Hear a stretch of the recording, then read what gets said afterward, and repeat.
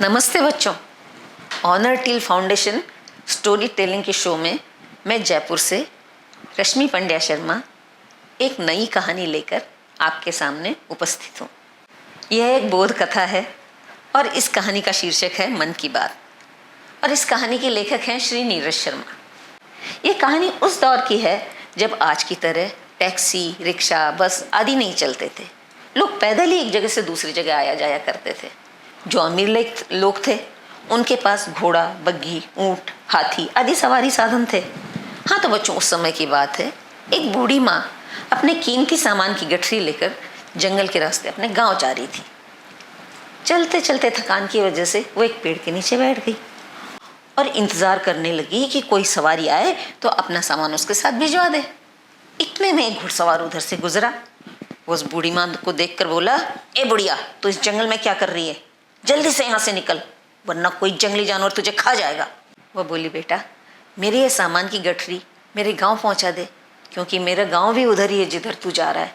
तेरी बड़ी मेहरबानी होगी।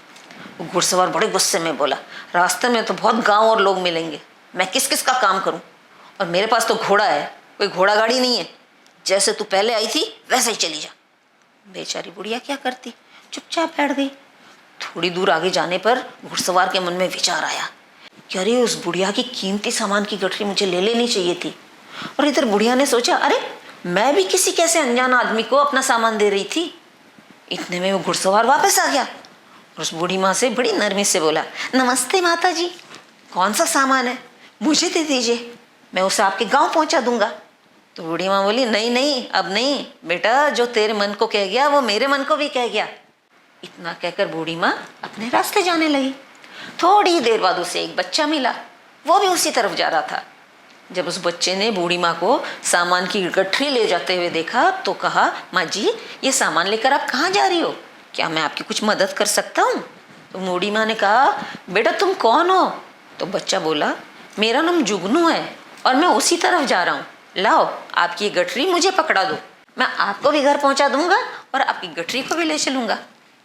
उस बच्चे के मन में कोई कपट नहीं था, वो सचमुच उस बूढ़ी माँ की मदद करना चाहता था।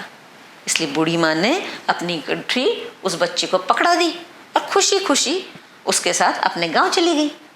कहानी में आपने देखा कि अगर आपके मन में कपट हो तो उसका सामने वाले को पता चल ही जाता है, और अगर अच्छी नीयत हो तो उसका भी सामने वाले को पता चल जाता है। जैसा कि आपने अच्छी नीयत वाले जुगनू और खराब नीयत वाले घुड़सवार को देखा।